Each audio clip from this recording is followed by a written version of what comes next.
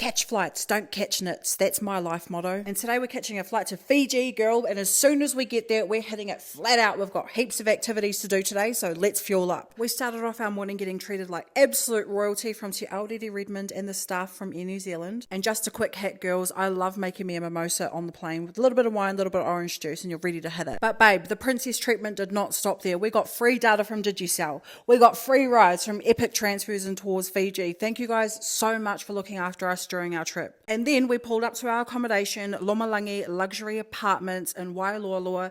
We had the 2-bedroom, 2-bathroom apartment downstairs, and it was absolutely stunning. So clean, so beautiful. There was aircon. And my crack was sweating already, so you know I already had to jump in that pool. But there's not a moment to waste, girls. We're off on the road again, and we're travelling an hour and a half all the way to Singatoka. This is my second time in Fiji, and girl, we've got a jam-packed trip, but all the things that I'm doing this time, I didn't do last time, so no 2 trips to Fiji are ever the same. Singatoka River Safaris was an absolutely amazing experience. You go on the jet boats, you head up the river, the views are amazing. We did donuts, we did drifts, we did skids, girl. We saw horses, we saw cattle, we saw people fishing and swimming in the river. And there's actually a really cool story behind this business as well. This was actually started by an Australian boy who met a security guard when he first came on his trip to Fiji. He was about 13 years old, and they became really, really good friends over the years.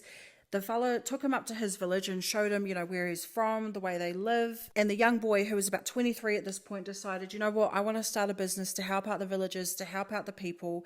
And this is what has transpired, a real cultural Fijian experience. And thanks to this experience, I got to try kava for the first time. Girl, I was actually scared, I was actually frightened, but it was actually all good in the end. And it just makes your mouth like a little bit numb, makes you really relaxed. And the village people were so welcoming and so beautiful. They put on lunch for us, a traditional Fijian lunch. We spent the afternoon dancing, hanging out with the locals, and learning more about their village and their way of life. Then in the evening, we got into our cowgirl get-ups and went to Vasanga restaurant for the 18-course chef's table experience. Girl, this was absolutely elite. If you come to Fiji, you have to try this. The food is fresh, tasty, staff are amazing, the chef is so talented, and I can't wait to go back.